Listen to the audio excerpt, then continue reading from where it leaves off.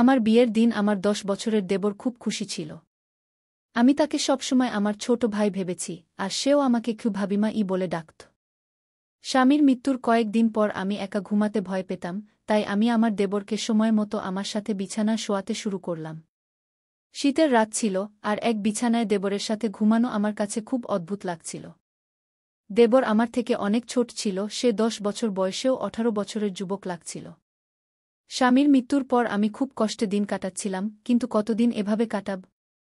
সেই রাতে ভাবলাম একবার দেবরকে পরীক্ষা করে দেখি। রাতের অর্ধেকটা বেজে গেলে দেবরকে নাড়া দিয়ে দেখলাম সে গভীর ঘুমে ছিল।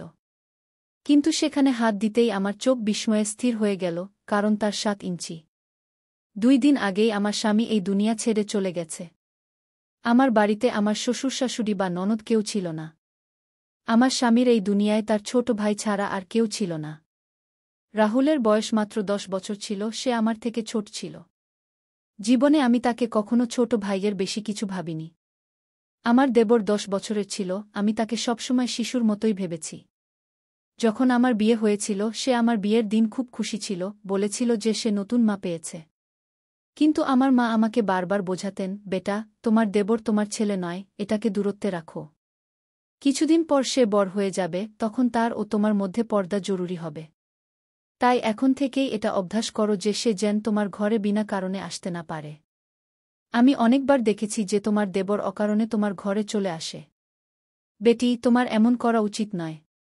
তুমি একজন বিবাহিত মেয়ে, তোমাকে তোমার স্বামী ও পরিবারেরও খেয়াল রাখতে হবে গু। আমি আমার মায়ের কথা শুনে মনে হতো যে মা রাহুল সম্পর্কে খুব খারাপ ভাবেন, তাই আমি তার কথায় রাগ করতাম। কিন্তু আজ যখন আমি অসহায় হয়ে গেলাম, আমার স্বামী এই দুনিয়া ছেড়ে চলে গেছে, তখন আমার চোখ দিয়ে অশ্রু ঝরছিল। আমি ভাবতে পারিনি যে সে আমাকে তার 10 বছরের ভাইয়ের উপর রেখে চলে যাবে। আমার জীবন কঠিন হয়ে পড়েছিল, কাঁদতে কাঁদতে আমার অবস্থা শোচনীয় হয়ে গিয়েছিল। রাত 12টা বেজে গেছে, আমার দেবর রাহুল এখনও বাড়ি ফেরেনি। সে সম্ভবত তার ভাইয়ের আত্মীয়দের সাথে ব্যস্ত ছিল। আমার মন এতটাই সন্তুষ্ট ছিল যে সে বাড়ি না আসলেই ভালো, কারণ যদি সে বাড়ি আসে, তাহলে আমিও নিজেকে অপরিচিত মনে করব। আমার মায়ের কথা বারবার মনে পড়ছিল, কিন্তু এই মুহূর্তে বাড়ির দরজায় কড়া নাড়ল। আমার হৃদয় লাফিয়ে উঠল। আমি ভাবলাম কে হতে পারে, কিন্তু বাইরে থেকে রাহুলের কণ্ঠ শোনা গেল, ভাবি, দরজা খোলো। আমি ভয়ে ভয়ে দরজা খুললাম। আজ এই বাড়ি আমার কাছে জঙ্গলের মতো মনে হচ্ছিল।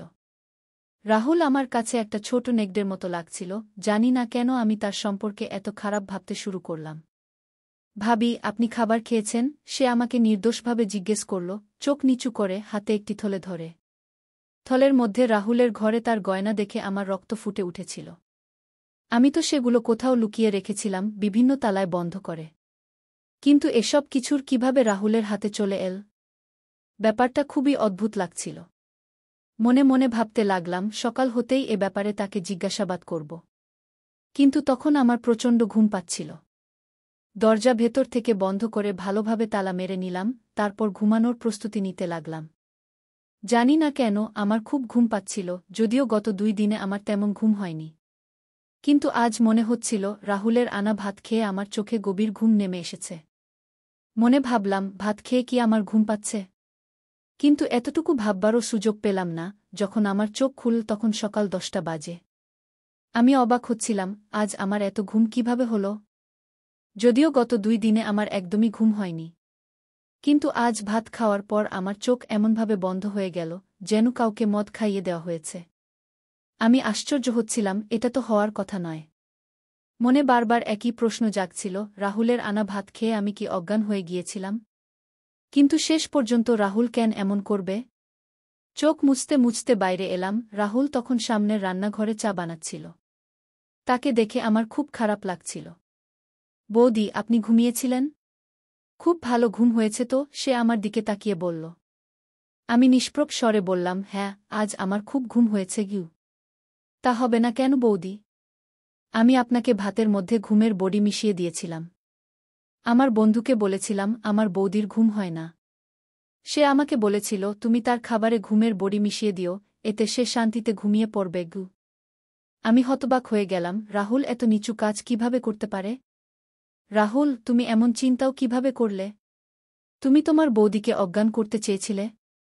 না না বৌদি, আমি তো আপনাকে ভালো ঘুম দিতে চেয়েছিলাম। এখন আপনি বেশ ফ্রেশ দেখাচ্ছেন। নিন, চা খান গু। সে আমার সামনে চা রাখল। আমি সন্দিহান হয়ে পড়লাম। তুমি এতেও কিছু মিশিয়েছ নাকি? আল্লাহর কসম বৌদি, সেটা তো আমি আপনার ঘুম ও শান্তির জন্য বড়ি মিশিয়েছিলাম। আপনি যদি বলেন, আমি এখনই আপনার সামনে এই চা খেয়ে নিই। বরং আমরা অর্ধেক অর্ধেক ভাগ করে খাই। সে গ্লাস থেকে এক চুমুক নিয়ে আমাকে দেখাল। তখন আমি বিশ্বাস করে নিলাম। বললাম, ঠিক আছে, আমাকে মাফ করো। আমি তোমার ব্যাপারে সন্দিহান হয়ে যাই। রাহুলের মুখ দেখলে তার মায়াময় ভাব দেখে আমার বিশ্বাস হয়ে যেত, কারণ সত্যিই তার মুখে প্রচণ্ড মায়া ও ভদ্রতা ছিল। আজ আমি তাকে কিছু বলিনি। আমি জানতে চাইছিলাম সে নিজে থেকে আর কি বলবে। কারণ আমি তার ঘরে যা দেখে এসেছি তার কোনো ক্ষমা নেই। কিছুক্ষণ পর সে নিজেই মুখ খুল, বৌদি, আমি আপনার গয়না বিক্রি করতে চাই। আমার একজন খুব বিশ্বস্ত ও সৎ চাচা আছেন, তিনি আমাদের গয়না বিক্রি করে অনেক টাকা দেবেন। আমরা সেই টাকা দিয়ে বাড়ি কিনে নেব। এই ভাড়া বাড়িতে আমরা আর কতদিন থাকব? বাড়িওয়ালা তো পরশু ভাড়া নিতে আসবে, আমাদের কাছে তো টাকা নেই। রাহুলের কথা শুনে আমি হতবাক হয়ে গেলাম। এতদূর তো আমি নিজেও ভাবিনি, সে কিভাবে ভাবল। ব্যাপারটা খুবই অদ্ভুত ছিল। বললাম, রাহুল, তোমার মাথায় এ চিন্তা এল কিভাবে যে আমরা নতুন বাড়ি করব? বৌদি, আমাকে তো আগামী দিনে বিয়েও করতে হবে। আমাদের সারা জীবন একসাথে থাকতে হবে, নতুন বাড়ি তো থাকা উচিত। ভাড়া বাড়িতে মানুষ শুধু অপমানিত ও লাঞ্ছিত হয়। রাহুলের কথা ঠিক ছিল, তাই আমি তাকে গয়নার ব্যাপারে কিছু বলিনি। কিন্তু আমার ভয় ছিল, সে গয়না বিক্রি করে যদি আমাদের টাকা না দেয় তাহলে কি হবে? আমি একজন বিধবা মহিলা, আমার দেবর 10 বছরের বাচ্চা, এ অবস্থায় যে কেউ আমাদের সহজেই ঠকাতে পারে। ভাবলাম, এ ব্যাপারে কারো সাথে পরামর্শ করে নিই। আমি আমার মায়ের বাড়ির লোকদের বলবো, তারা নিশ্চয়ই সাহায্য করবে। রাহুল তো ছোট বাচ্চা, কিন্তু এ ব্যাপারে আমি এখনও রেগেছিলাম যে সে আমার ঘর থেকে এত তালা ভেঙে গয়না কিভাবে বের করল। অথচ তালাগুলো ভাঙাও ছিল না। আর গয়নার ব্যাপারে আমি তো রাহুলকে বলিওনি। এখন আমার রাহুলের উপর রাগ হচ্ছিল, কিন্তু যখনই সে কিছু করত, তার মিষ্টি কথা ও বুদ্ধিমত্তা আমার রাগের আগুন ঠান্ডা করে দিত। আমি আমার মায়ের বাড়ির লোকদের বললাম, আমি এই গয়না বিক্রি করে বাড়ি কিনতে চাই। তারা আমাকে বলল, না, বাড়ি কেনার দরকার নেই। তুমি এখন বিধবা হয়ে গেছ, তোমাকে এখন আমাদের বাড়ি আসতে হবে। কিন্তু আমি তাদের বাড়ি যেতে পারতাম না। আমি জানতাম আমার ভাইরা তাদের স্ত্রীদের গোলাম। তারা তাদের বিধবা ভাবিকে কখনোই সাহায্য করবে না, সারা জীবন মানুষ তাদের উপর নির্ভর করে থাকতে পারে না। এখন একটা ভালো সুযোগ ছিল, আমি আমার গহনা বিক্রি করে একটা বাড়ি কিনতে পারতাম। আমার স্বামী তার জীবনে আমার জন্য অনেক গহনা বানিয়েছিলেন, কিন্তু আমার ভাইদের মনোভাব দেখে আমি সেই গহনা দেওয়ার সিদ্ধান্ত নিয়েছিলাম। এখন আমি রাহুলের উপরই নির্ভর করছিলাম। আমি বললাম, রাহুল, তুমি চাইলে সেই গহনা বিক্রি করে দাও। আমি আমার মায়ের বাড়ির লোকজন এবং তাদের আচরণ থেকে হতাশ হয়ে গিয়েছি। রাহুল সেই গহনা নিয়ে তার সেই চাচার কাছে গিয়ে দিয়ে দিল এবং 2 দিন পর আমাদের জন্য একটা খুব ভালো জায়গায় বাড়ি খুঁজে বের করে বাড়ির চাবি এবং কাগজপত্র রাহুলের হাতে দিয়ে দিল।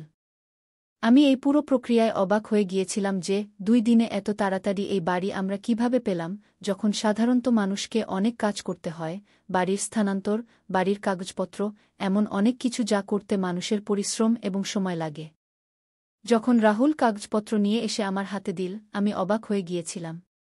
সে ছিল মাত্র 10 বছরের, কিন্তু তার চিন্তাভাবনা ছিল বড়দের মতো।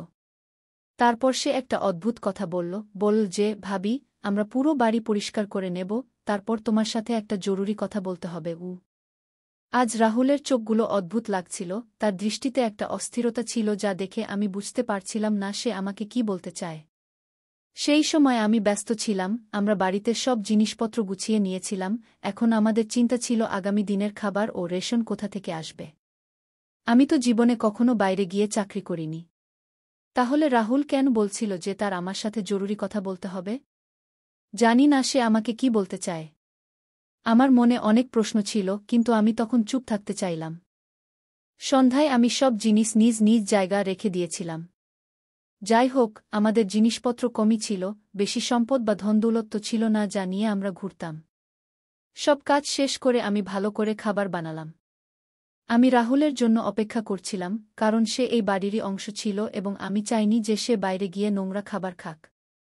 আমি তার জন্য খুব যত্ন করে খাবার বানিয়েছিলাম, ঠিক যেমন আমার স্বামীর পছন্দ অনুযায়ী আগে বানাতাম, সব রকম আদরত্ন এবং খেয়াল রাখতাম। অনেক খাবার বানানোর পর আমি টেবিলে রেখে দিলাম এবং রাহুলের আসার জন্য অপেক্ষা করতে লাগলাম। কিন্তু আজ সে বাড়ি আসেনি। আমার খুব অদ্ভুত লাগছিল, এই সময় তাকে বাড়িতে থাকা উচিত ছিল, যখন রাত 10টা বেজে গেছে। ভাইজের মৃত্যুর আগে সে সন্ধ্যা 5টার মধ্যে বাড়ি চলে আসত এবং তারপর কখনো বাইরে যেত না। আমরা যখন বাইরে আইসক্রিম খেতে যেতাম সে আমাদের সাথে যেত, কিন্তু একা কখনো বাইরে যেত না। আমার ভয় হচ্ছিল, আমি তার জন্য অপেক্ষা করতে লাগলাম, এমনকি রাত 12টা বেজে গেল। ততক্ষণে সে দরজায় কড়া নাড়ল।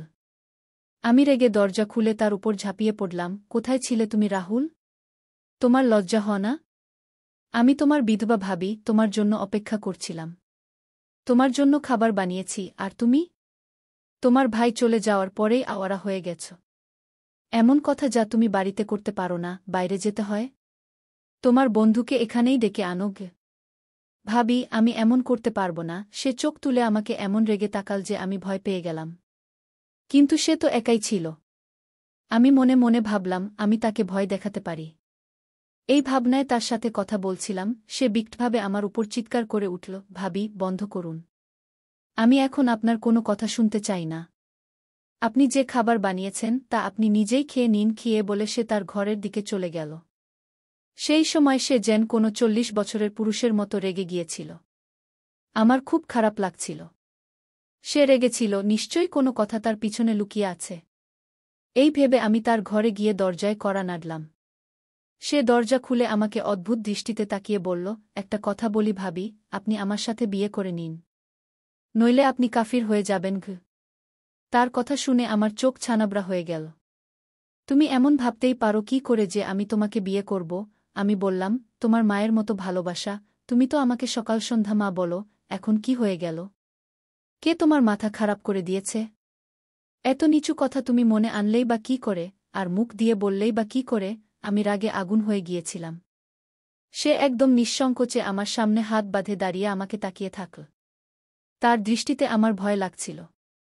আমি কথা বলতে বলতে হঠাৎ চুপ হয়ে গেলাম।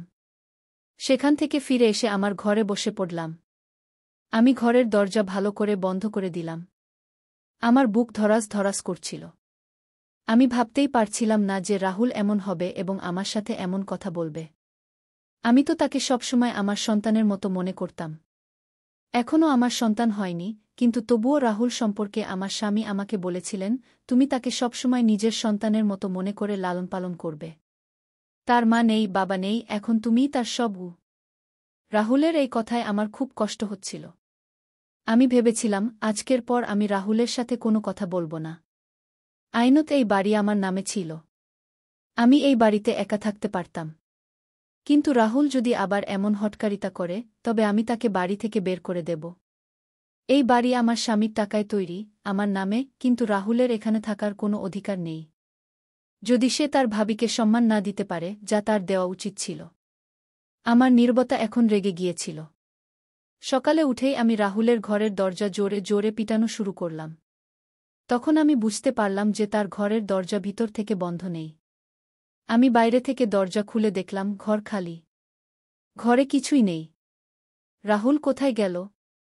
আমি মনে মনে ভাবতে লাগলাম। আমার বুক রেগে ধড়ফড় করছিল।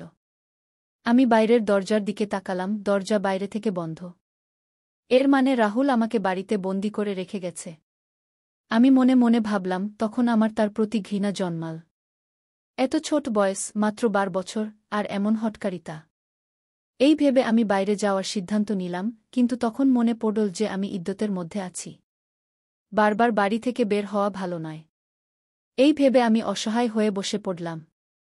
স্বামীর মৃত্যুর 1 মাস হয়ে গিয়েছিল। সেই 1 মাসে রাহুল কতটা বদলে গেছে আমি মনে মনে ভাবতে লাগলাম। খোদা যদি আমাকে সন্তান দিত, তবে আমি এখন রাহুলের উপর নির্ভরশীল হতাম না। আমি আমার সন্তানের উপর ভরসা করে জীবন কাটিয়ে দিতাম। কিন্তু এখন আমি এটাকে কি বলবো? আমার তো এর সাথে কোনো সম্পর্কই নেই। যে মানুষের কারণে সম্পর্ক ছিল সে তো এই দুনিয়া থেকে চলে গেছে গি। আজ আমি সিদ্ধান্ত নিয়েছিলাম যে রাহুল এলে আমি তার সাথে স্পষ্ট কথা বলব যে সে এই বাড়িতে থাকতে পারবে না। রাত তখন প্রায় 6টা বাজে, মানে রাত এখনও শুরু হয়নি, এমন সময় আমার বাড়ির দরজায় জোরে জোরে কড়া নাড়া হতে লাগল। আমি ভাবলাম বাইরে রাহুল হবে। কিন্তু যখন আমি দরজা খুললাম তখন সামনে ৩-৪ জন লোক দাঁড়িয়েছিল। এই লোকগুলো খুব অদ্ভুত রেগে গিয়েছিল। তাদের মুখে দাড়ি সাজানো ছিল, মনে হচ্ছিল যেন ইসলামের ঠিকাদার। তারা আমাকে যা বলল তা শুধু খুব আশ্চর্যজনক নয়, বরং আমাকে খুব দুঃখ দিল। তারা বলল, বিবি, তুমি কি এখানে একা থাকো? আমি বললাম, হ্যাঁ, আমি একা থাকি। তারা বলল, মিথ্যা বলছ। এই মহিলার দেবরও তার সাথে এখানে থাকে। এখনও বাড়িতেই আছে। কি এই লোকগুলো এই মহল্লাকে কি মনে করে তা জানি না, আমরা এলাকাকে নোংরা করছি। আমি বলি, এদের এখান থেকে উচ্ছেদ করা উচিত। এদের এই এলাকায় থাকা ঠিক না। আমি বললাম, কেন ভাই সাহেব, আমরা কি করেছি? ওহে বিধবা, তুমি কি করেছ তা তুমি আমাদের জিজ্ঞাসা করছ? তুমি তোমার 12 বছরের দেবর সঙ্গে এই বাড়িতে একা থাকো। তুমি জানো যে তোমার স্বামী মারা গেছে, এখন তুমি বিধবা হয়েছ। তোমার মা বাবার বাড়ি যাও। এখানে থাকতে হলে শালীনভাবে থাকো। এখানে আমাদেরও বোন মেয়েরা থাকে। এমন লোকদের আমরা এলাকায় সহ্য করতে পারি না। এই লোকদের উপর আমার প্রচণ্ড রাগ হচ্ছিল, কিন্তু আমি তাদের সঙ্গে ঝগড়া করতে চাইনি। আমি তাদের মুখের উপরই দরজা বন্ধ করে দিলাম। চোখ থেকে পানি ঝরতে লাগল। রাহুলের উপর আমার রাগ হচ্ছিল, এইসব তারই করা। আমি আমার জিনিসপত্র গোছানো শুরু করলাম। এখানে থাকা এখন আমার জন্য কঠিন হয়ে পড়েছিল। আমি জানতাম রাহুলই আমার সম্পর্কে এমন কথা ছড়িয়েছে যেন আমি খুব অপরাধী নারী। সত্যি বলতে, এই পৃথিবী একা নারীকে খেয়ে ফেলে। ভগবান সবার ইজ্জত রক্ষা করুন। তাহলে আমার প্রিয় বন্ধুরা, আজকের আমাদের ছোট্ট গল্প এখানেই শেষ। আপনি এই গল্পটি কেমন লাগলো কমেন্ট করে অবশ্যই জানাবেন। যদি গল্পটি ভালো লেগে থাকে তবে লাইক করুন এবং বন্ধুদের সঙ্গে শেয়ার করুন। যদি আপনি এরকম আরও ইন্টারেস্টিং এবং রোমান্টিক গল্প শুনতে চান তবে চ্যানেলটি সাবস্ক্রাইব করুন এবং বেল আইকন অন করে রাখুন, যাতে আমার নতুন ভিডিওর নোটিফিকেশন আপনি তাৎক্ষণিক পেতে পারেন। কাল দেখা হবে আরও একটি নতুন গল্প নিয়ে। ধন্যবাদ।